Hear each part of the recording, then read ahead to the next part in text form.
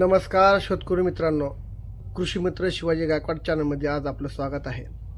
मी तुम्हाला एक महत्त्वाच्या विषयाबद्दल थोडक्यात माहिती सांगणार आहे. तो महत्त्वाचा विषय म्हणजे ऊसाचे पाचट. आता सध्या ऊसाची तोड चालू आहे. बऱ्याच शेतकऱ्यांची ऊसाची तोड संपली आहे आणि पूर्ण शेतामध्ये पाचट साचलेला आहे आणि बऱ्याच प्रमाणात शेतकरी काय करतात, ऊसाचे पाचट जाळून टाकतात. ऊसाचे पाचट जाळल्यानंतर शेतकऱ्यांना फायदा होतो की तोटा होतो याबद्दल मी तुम्हाला सविस्तर माहिती सांगणार आहे. त्यामुळे तुम्ही हा व्हिडिओ शेवटपर्यंत ऐकावा ही माझी इच्छा आहे. सर्वात महत्त्वाचं काय माहिती आहे का, ज्यावेळेस तुम्ही ऊसाचं पाचट जाळता त्यावेळेस एक मोठा परिणाम घडत असतो.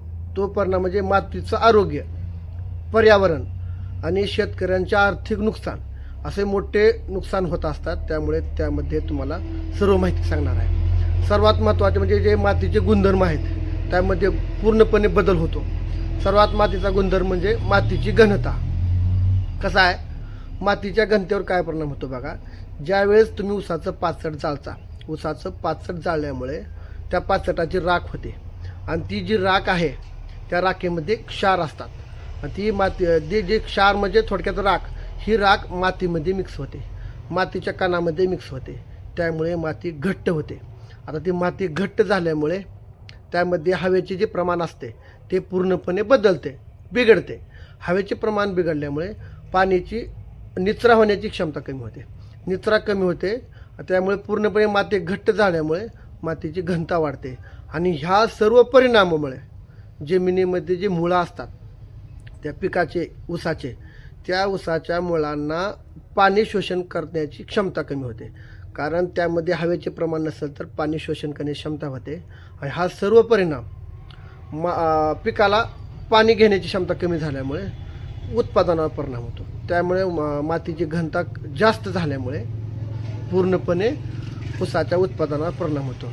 दुसरा मुद्दा आहे पाण्याची छिद्रता. आता पाण्याची छिद्रता कशी कमी होते बघा. ज्यावेळेस तुम्ही ऊसाचं पाचट जाळता, ऊसाचं पाचट झाल्यामुळे त्याची राख होते आणि राख झाल्यामुळे ज्या मातीमध्ये जे मोठे लहान जे छिद्र असतात त्या छिद्रामध्ये हवा असते. त्या हवेचं जेव्हा संतुलन बिघडतं ह्या पाचटीच्या राखेमुळं, त्यामुळे हवेचं संतुलन बिघडल्यामुळे पूर्णपणे छिद्रता कमी होते आणि छिद्रता कमी झाल्यामुळे परिणाम काय, पाण्याचा निचरा कमी होतो, माती घट्ट होते आणि हा सर्व परिणाम मुळावर इफेक्ट होतो. आणि मुळाला जर पाणीच घेता येत नसेल, हवेचं प्रमाण कमी झालं, मुळांचे शोषण करण्याची प्रक्रिया कमी झाली, परिणामतः ऊसाचे उत्पादन कमी होते. हे झाला दुसरा मुद्दा. तिसरा मुद्दा आहे पाणी साचून धरण्याची क्षमता, मातीची क्षमता. आता कसं आहे, हे तुम्हाला थोडक्यात पहिलं सांगितलं की पाचट जाळण्यामुळे जमिनीमध्ये राख निर्माण होते. म्हणजे पाचटाची राख होते आणि ती राख झाल्यामुळे जे जमिनीतील हे असते, हवा असते, त्या हवेचे प्रमाण बिघडते, पूर्णपणे छिद्रता बिघडते. त्या सर्व कारणामुळे त्या ठिकाणी मातीला पाणी धरून ठेवण्याची क्षमता कमी होते. कारण जमिनीमध्ये कसं असतं, कर्ब असतं, त्या मातीमध्ये कर्ब असतं. ज्यावेळेस मातीतील कर्ब कमी होतं, अन्नघटक कमी होतात, हे सर्व कमी झाल्यामुळे हवेचं प्रमाण कमी होतं. हवेचं प्रमाण कमी झाल्यामुळे श्वसनाचं प्रमाण कमी होतं. मातीच्या मुळांचं प्रमाण, मुळांचे जे श्वसनाची प्रक्रिया असते पूर्णपणे कमी होते. या सर्व कारणामुळे पाणी धरून ठेवण्याची जी क्षमता असते मातीची ती पूर्णपणे कमी होते आणि ह्याचा परिणाम आता जमिनीमध्ये, मातीमध्ये पाणी धरण्याची क्षमता जर पूर्णपणे कमी झाली तर उत्पादन कुठलं होणार आहे. त्यामुळे ऊसाचं उत्पादन परिणामतः कमी होतं. आणि चौथा मुद्दा आहे मातीची संरचना. आता मला सांगा, तुम्ही पाचट जाळल्यामुळे पूर्णपणे क्षार जमा होतात.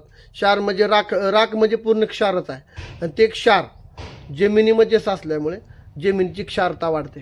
क्षारता वाढल्यामुळे जमीन चोपण होते आणि चोपण झाल्यामुळे त्याची पूर्णपणे जी जमिनीची संरचना आहे, मातीची संरचना आहे, पूर्णपणे बिघडते.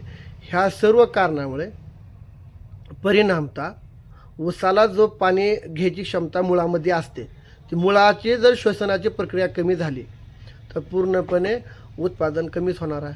ह्याचा सर्व परिणाम ऊसाच्या उत्पादनावर पडतो. आणि पाचवा मुद्दा आहे पाण्याची निचरा होण्याची क्षमता. आता मला सांगा, ज्यावेळेस राख जमिनीमध्ये साचते त्यामुळे जमीन शारपड होते, चोपण होते, त्यामुळे पाण्याचा निचरा होतच नाही. हवेत ज्या मातीमध्ये जर हवा कमी झाली तर निचरा होणारच नाही, त्यामुळे उत्पादन कमी होते. आणि तिसरा मुद्दा, सहावा मुद्दा आहे हवेचे संतुलन. ह्या सर्व कारणामुळे हवेचे संतुलन बिघडते. म्हणून माझी सर्व शेतकऱ्यांना इच्छा आहे की शेतकऱ्यांनी ऊसाचं पाचट न जाळता ते पाचट सेंद्रिय कर्ब म्हणून वापर करा. सेंद्रिय कर्ब म्हणून वापर करा, त्यामुळे तुम्हाला त्याचा फायदा होणार आहे. आणि तुम्ही पाचट कुटी केली, पाचट कुटी केल्यामुळे ते पाचट जमिनीमध्ये पूर्णपणे मुरतं, त्यामुळे तुम्हाला सेंद्रिय कर्बाचं प्रमाण वाढतं. आणि ह्या पाचटाचा वापर तुम्ही ऑर्गॅनिक कार्बन वाढण्यासाठी फायदा होतो, ऑर्गॅनिक खत म्हणून ह्याचा फायदा होईल. त्यामुळे शेतकऱ्यांनी हे पाचट न जाळता, हे पाचट हे तुम्हाला हानिकारक नसून फायद्याचं आहे. जर तुम्ही पाचट जाळलं तर ते सर्व शेतकऱ्यांना, ऊस उत्पादन, ऊस धारण शेतकऱ्यांना हे तोट्याचं आहे. हे माझं सर्व शेतकऱ्यांना सांगणं आहे. ऊसाचं पाचट जाळू नका, ऊसाचे पाचट कुटी करा, ते पाचट जमिनीत जाऊ द्या. त्यामुळे तुम्हाला जमिनीतील सेंद्रिय पदार्थ, सेंद्रिय कर्ब, अन्नघटक पूर्णपणे वाढतं. हवेचं प्रमाण चांगलं प्रमाणात होतं, त्यामुळे शेतकऱ्यांना त्या पाचटाचा फायदाच होतो, तोटा होत नाही. उगं तुम्ही तुमचं वजन हलकं करू नका. कसं आहे, शेतकऱ्यांना कसं आहे, पाचट जाळलं म्हणजे माझं टेन्शन कमी झालं. टेन्शन कमी झालं नाही, तुम्ही 10 वर्ष मागं गेलात. कारण जमिनीचं जे संरचना पूर्णपणे बिघडते. जमिनीची संरचना बिघडल्यानंतर तुम्हाला उत्पादन कुठलं येणार आहे. त्यामुळे शेतकऱ्यांनी ऊसाचं पाचट न जाता ऊसाचे पाचट जपा, त्याची कुट्टी करा. हे सर्व शेतकऱ्यासाठी फायद्याचं आहे. अशीच सर्व माहिती सांगण्यासाठी, माहिती ऐकण्यासाठी तुम्ही आपल्या चॅनलला सबस्क्राईब करा. धन्यवाद.